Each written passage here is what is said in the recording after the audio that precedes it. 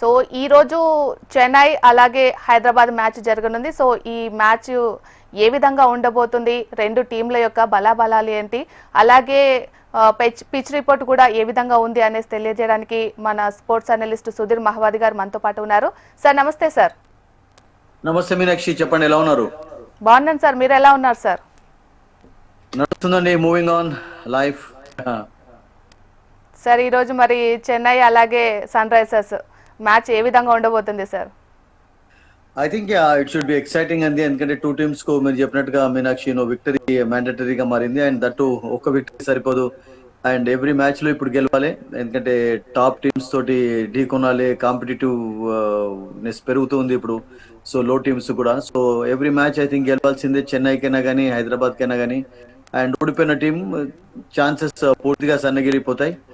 And they have to be different from today. Actually ఒక aggressive approach కావాలి, and టీంలో కొన్ని కాంబినేషన్స్ మరి వర్కౌట్ కానటువంటి కాంబినేషన్ ఇలా మార్చుకుంటారో చూడాలి టూ టీమ్స్ కూడా.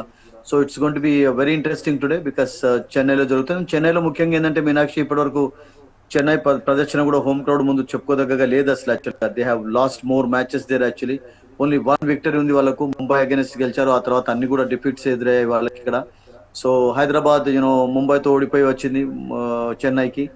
And unfortunately for them just ఒకే రోజు తర్వాత ఆడాల్సిన పరిస్థితి ఏర్పడింది మధ్యలో. అండ్ ఆ ఒక రోజు అంతా కూడా ట్రావెలింగ్ లోనే పోయింది, ప్రాక్టీస్ చేసేందుకు సమయం లేదు.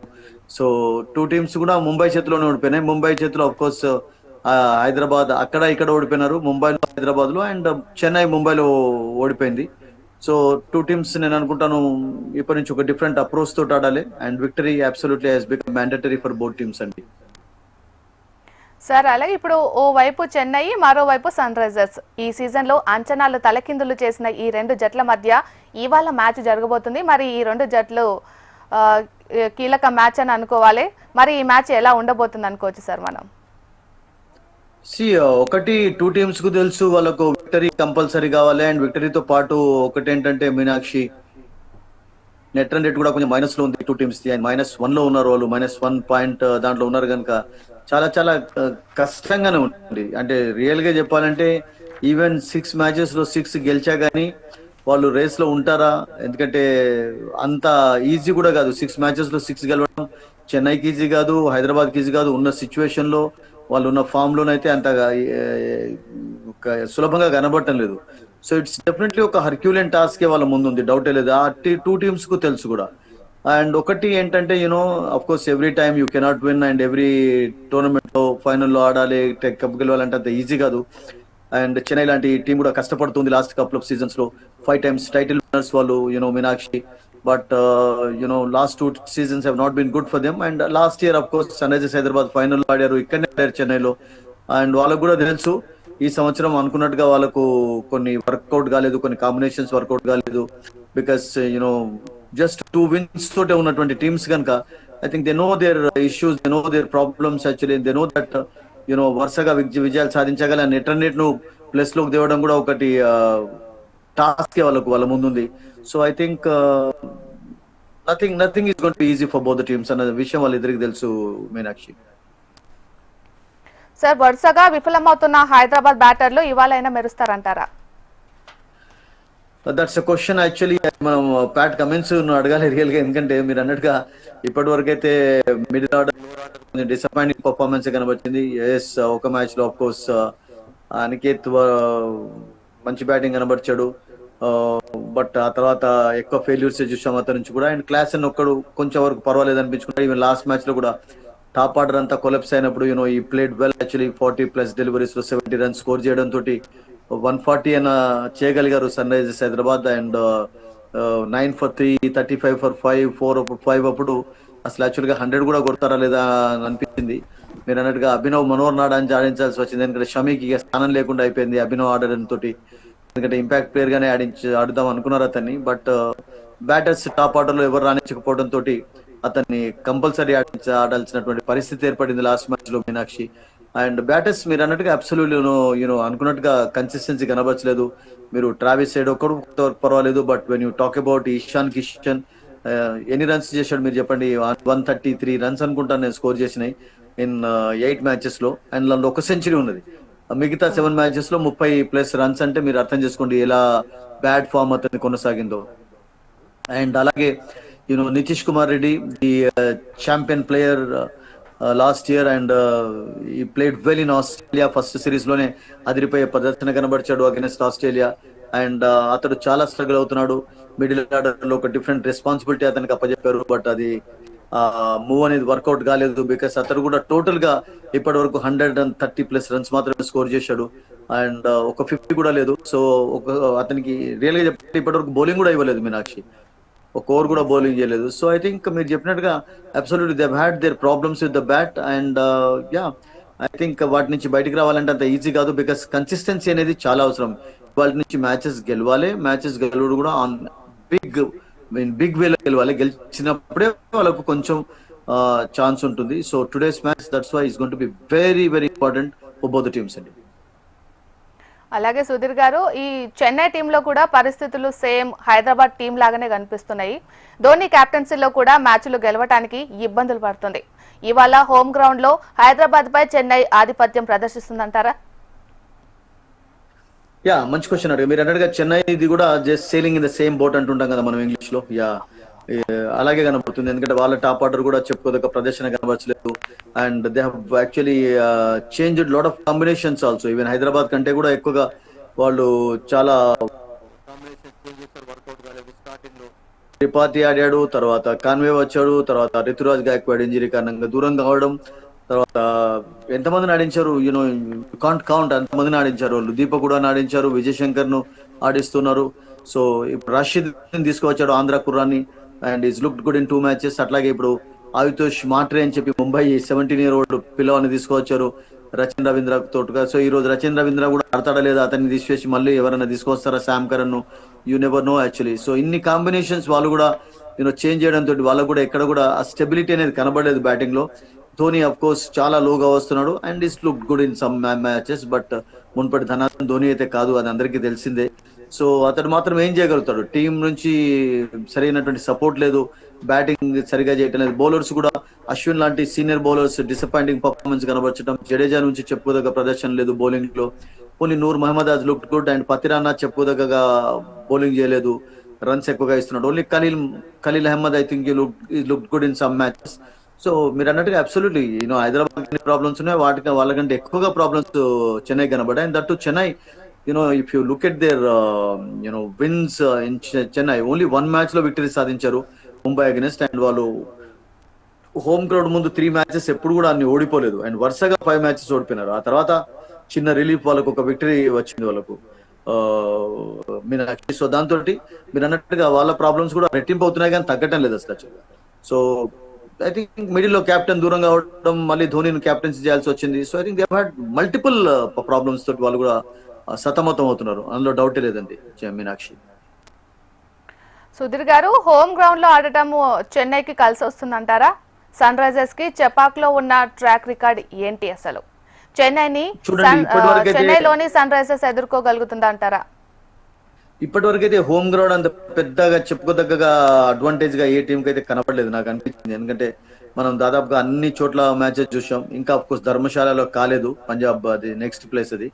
బట్ ఒక గుజరాత్ ఒకటి కొంతవరకు పర్వాలేదు అనిపించుకున్నారు, because they right on top also. And మిగతా టీమ్స్ ఏదైనా కానీ హైదరాబాద్ 5 మ్యాచెస్ ఆడితే ఎన్ని గెలిచారు, ఇక్కడ 2 గెలిచారు, 3 ఓడిపోయినారు. అండ్ బయట ఇప్పటి వరకు సన్ రైజర్స్ హైదరాబాద్ ఒక మ్యాచ్ కూడా గెలవలేదు రియల్ గా చెప్పాలంటే.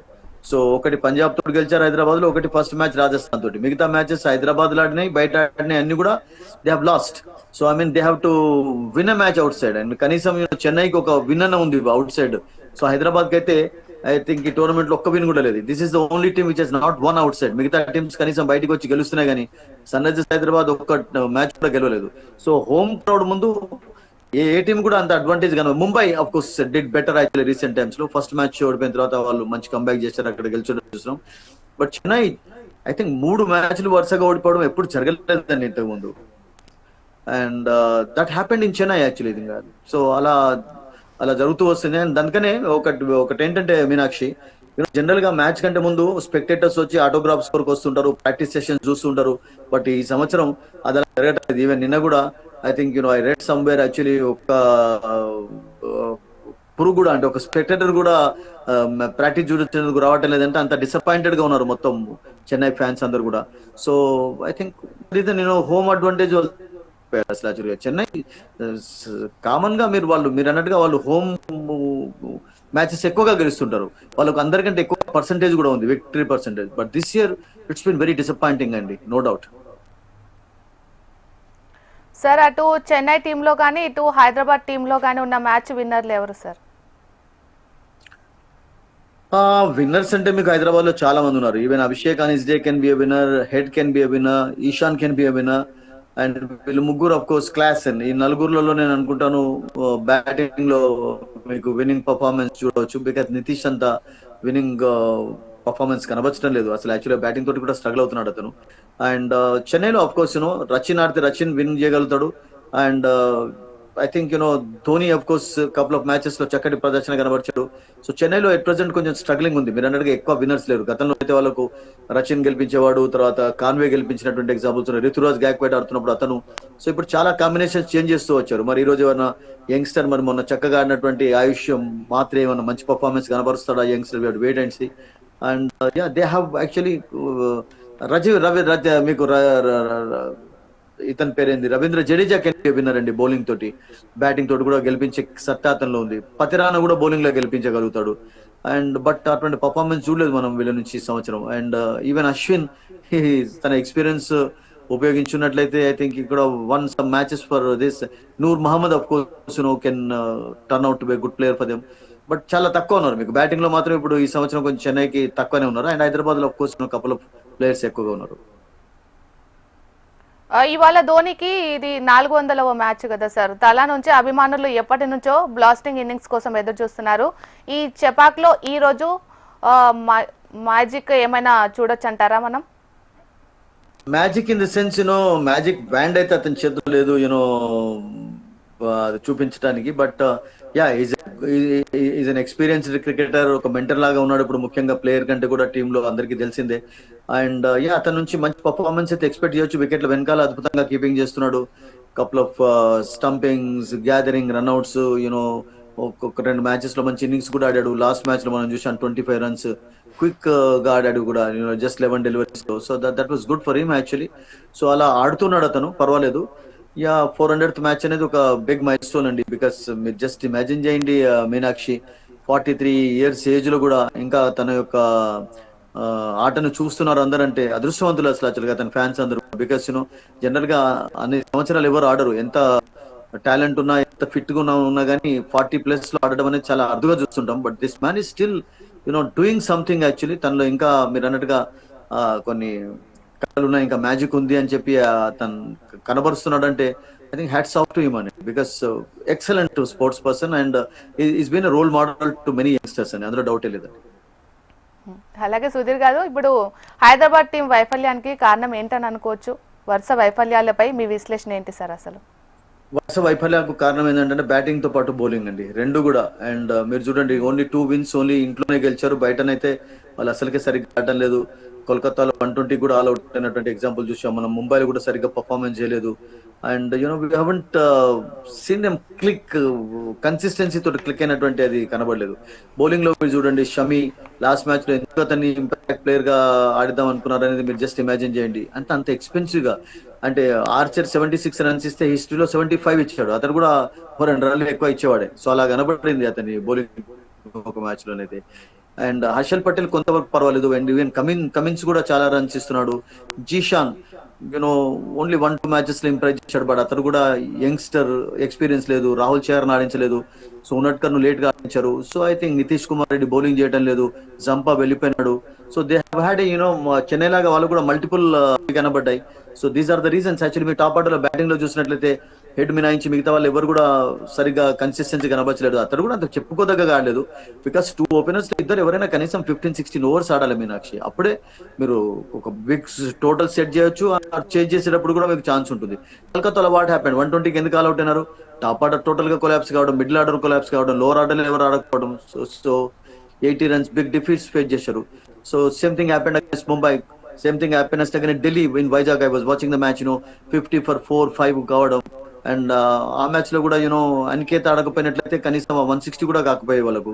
So they had lot of problems Chennai లాగా. సో దట్స్ ద రీజన్ ఈ టూ టీమ్స్ ఇప్పటి వరకు సెవెన్ నైన్త్ 10th పొజిషన్ ఎందుకున్నాయంటే అదే reason. And that to net run rate ఎప్పుడు కూడా ఓన్లీ ఫస్ట్ మ్యాచ్ లో రాజస్థాన్ రాయల్స్ తోటి విక్టరీ సాధించిన తర్వాత ఎంత +2 కనబడింది అంటే నెట్ రన్ రేట్ అది మెయింటైన్ చేస్తారా అనుకున్నారు. సడన్ గా మైనస్ కి వచ్చేసింది వాళ్ళ డిఫెన్స్ తోటి. So these are the reasons for their failure this year. Sudheer గారు, ప్లే ఆఫ్స్ కి వెళ్లే టీమ్స్ గురించి మీరేం చెప్తారు sir?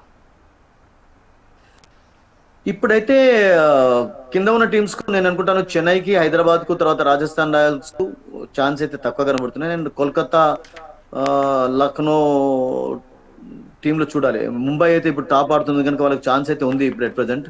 But you never know, ఎందుకంటే టాప్ లో ఉన్న టీంలు వరుసగా ఓడిపోయినట్లయితే వాళ్ళకు ఛాన్స్ ఉండకపోవచ్చు. కానీ కొన్ని ఓటు రెండుకు బట్ ఉన్న సిచ్యువేషన్ లోనైతే గుజరాత్, ఢిల్లీ, పంజాబ్, ఆర్సీబీ, ముంబై అండ్ లక్నో ఈ టీమ్స్ లో నేను అనుకుంటాను ఏదైనా 4 టీమ్స్ కి అయితే ఛాన్స్ కనబడుతుంది. అండ్ అదర్వైజ్ కోల్కతా కూడా కొంచెం స్ట్రగుల్ అవుతున్నారు. బట్ కోల్కతాకు ఫ్రమ్ టుమారో ఆన్వర్డ్స్ విక్టరీస్ అవసరం. ఒకటి ఏంటంటే కోల్కతాకు నెట్ రన్ రేట్ ప్లస్ లో ఉంది. అండ్ ఒక విక్టరీ కొంచెం మీరు హైదరాబాద్, చెన్నై, రాజస్థాన్ తో కంపేర్ చేసినట్టు ఎక్కువగా సాధించున్నారు. అదొకటి అడ్వాంటేజ్ అవుతుంది.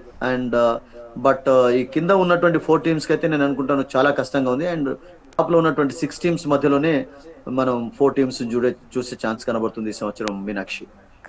సుధీర్ గారు, ఈ రోజు టీంలో ఏదైనా మార్పులు జరిగే ఛాన్సెస్ కనిపిస్తాయంటారా? Well, that's an interesting question. మార్పులు ఉండాలి, తర్వాత మార్పులతో పాటు కాంబినేషన్స్ ఇప్పటి నుంచి ఏవి వర్కౌట్ కాలేదో వాటిని కొంచెం సెట్ చేసుకోవాలి కూడా మీనాక్షి. ఎందుకంటే మీరు చూడండి ఫస్ట్ నుంచి చెన్నై విషయం మనం మాట్లాడినట్లయితే చెన్నై ఇంతకుముందు మనం చెప్పాం కదా చాలా కాంబినేషన్స్ వాళ్ళు ట్రై చేశారు. త్రిపాఠి ఓపెనర్ గా ఆడాడు. తర్వాత త్రిపాఠి స్థానంలో రితురాజ్ గాయక్వాడ్ కూడా ఒక మ్యాచ్ లో ఆడడం చూస్తున్నాం. రితురాజ్ గాయక్వాడ్ ఇంజరీ కారణంగా దూరం అయిన తర్వాత కాన్వే వచ్చాడు. తర్వాత విజయ్ శంకర్ ను తీసుకొని వచ్చారు దీపక్ కూడా ప్లేస్ లో. అండ్ అట్లాగే త్రిపాఠిని 1 డౌన్ తీసుకువచ్చారు. త్రిపాఠిని రకరకాలుగా ఆడించడం. త్రిపాఠి ఇప్పుడు స్థానాన్ని కూడా కోల్పోయినారు. శామ్ కరణ్ ఆడించారు స్టార్టింగ్ లో. శామ్ కరణ్ 1-2 మ్యాచెస్ ఆడాడు. 1 మ్యాచ్ ఆడినట్టున్నాడు. తర్వాత ఓవర్టన్ ఆడుతున్నాడు, పతిరానా ఆడుతున్నాడు. అండ్ ఒక్క నూర్ మహమ్మద్ మాత్రం వాళ్ళు కంటిన్యూగా ఆడిస్తున్నారు యాజ్ అ బౌలర్ గా. Because is been very good అండి ఫర్ దమ్ యాక్చువల్లీ. ఒక ఎక్సెప్టింగ్ ద మ్యాచ్ మన ముంబైలో మనం పక్కకు పెట్టినట్లయితే is done a good job for Chennai. And అట్లాగే ఖలీల్ అఫ్ కోర్స్ వరుసగా ఆడుతున్నాడు. సో వాళ్ళకు కాంబోజ్ ఒక మ్యాచ్ లో ఆడించారు. సో చెన్నై ఎంతమందిని చేంజ్ చేశారు అసలు. లాస్ట్ కు మళ్ళీ మహేంద్ర సింగ్ ధోని కెప్టెన్ కావాల్సి వచ్చింది అతనికి సడన్ గా ఇంజరీ కావడంతో రిజార్జ్ గాయక్వాడ్.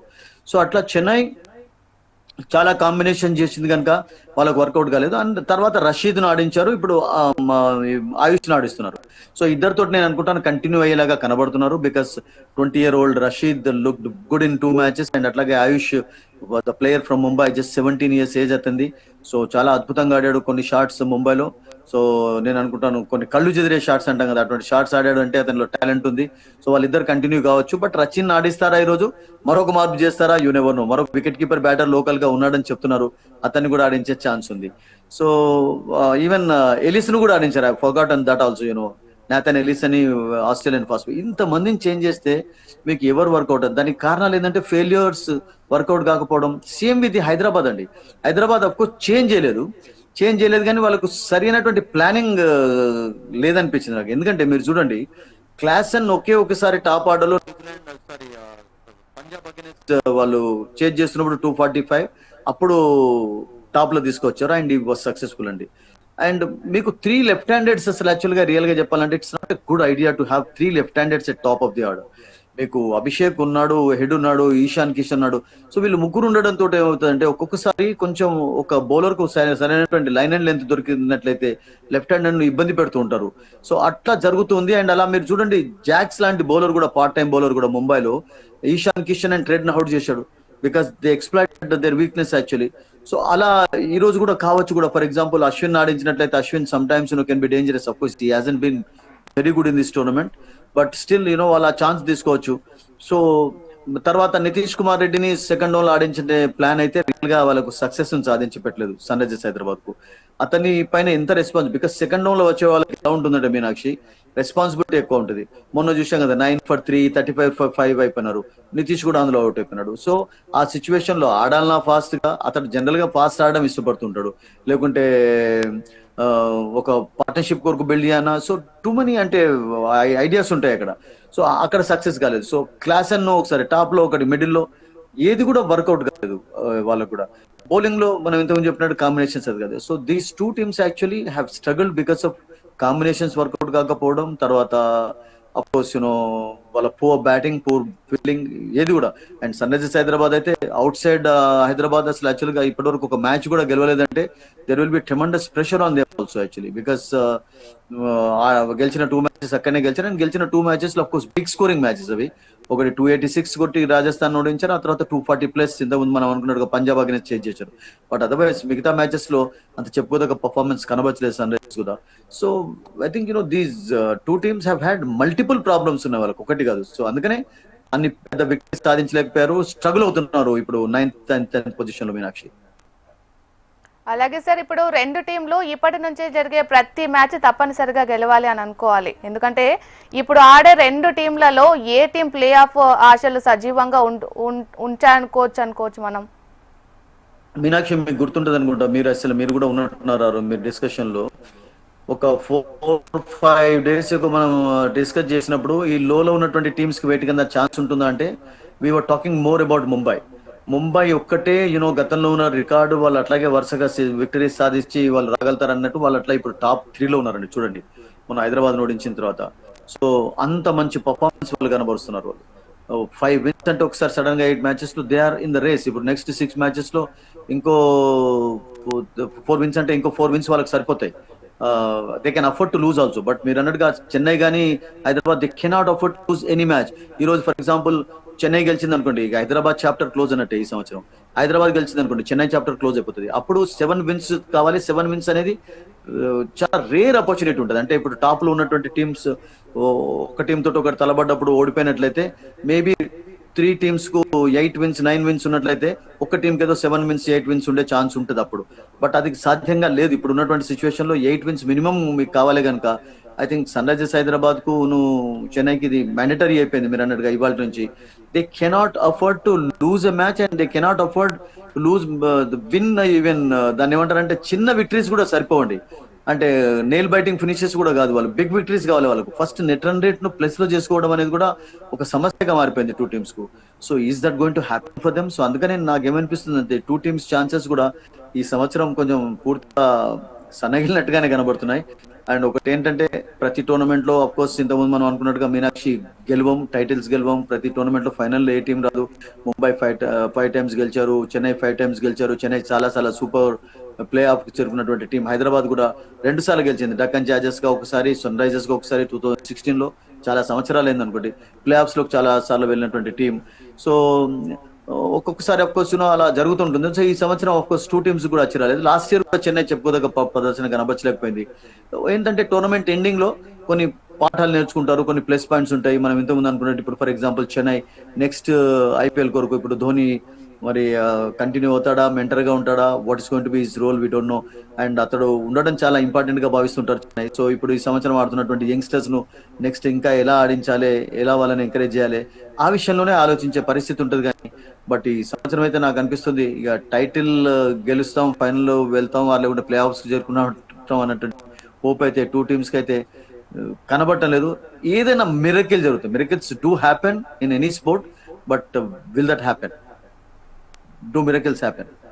ఎస్ సార్, ఇప్పుడు ఓవరాల్ గా అయితే ఫైనల్ గా ఎవరు గెలుస్తుంది అనుకోవచ్చు మనం? అంటే చెన్నై గెలుస్తుంది అనుకోవచ్చా, లేదంటే సన్ రైజర్స్? ఎవరికి ఈ రోజు మీనాక్షి నాకు చెన్నైలో జరుగుతుంది కనుక చెన్నై కొంచెం ఆడిన మ్యాచెస్ ఎక్కువగా ఓడిపోయినారు కనుక ఐ థింక్ ఒక డిఫరెంట్ చెన్నై టీమ్ చూసే అది కనబడుతుంది ఈరోజు. Because Dhoni of course is a fantastic leader and maybe couple of changes కూడా చేసే అవకాశం ఉంది. శామ్ కరణ్ ఆడించవచ్చు ఈరోజు, ఓటన్ ఉంటాడు, 2 English players, అట్లాగే పతిరానా అండ్ ఇతని పేరు ఏంది నూర్ మహమ్మద్ ఆడిస్తే, లేకుంటే పతిరానాని డ్రాప్ చేసి ఎలిస్ ను కూడా తీసుకోవచ్చు వాళ్ళు కావాలనుకుంటే. Is also a good bowler. So but Ellis ని తీసుకుంటారా? బికాస్ ట్రావిస్ హెడ్ చాలా సార్లు అతను ఆడుంటారు కనుక, అంటే it happens of course some times. So లేకుంటే ఇతనితోనే కంటిన్యూ చేస్తారు. అశ్విన్ కూడా తీసుకొచ్చే ఛాన్స్ అయితే కనబడుతుంది ఈ రోజు వాళ్ళకి, ఎక్స్పీరియన్స్ కొరకు, ఇంపాక్ట్ ప్లేయర్ గా. సో నాకైనా ఆన్ పేపర్ కూడా 2 teams అంత స్ట్రాంగ్ గా కనబడటం బ్యాటింగ్ బౌలింగ్ లో కూడా కొంచెం వీక్నెసెస్ ఉన్నాయి కనుక చెన్నైకి మేబీ స్లైట్ హోమ్ అడ్వాంటేజ్ ఉండే ఒక అదైతే కనబడుతుంది ఈ రోజు మీనాక్షి నాకు. Right sir, thank you very much. Thank you Meenakshi. Thank you sir.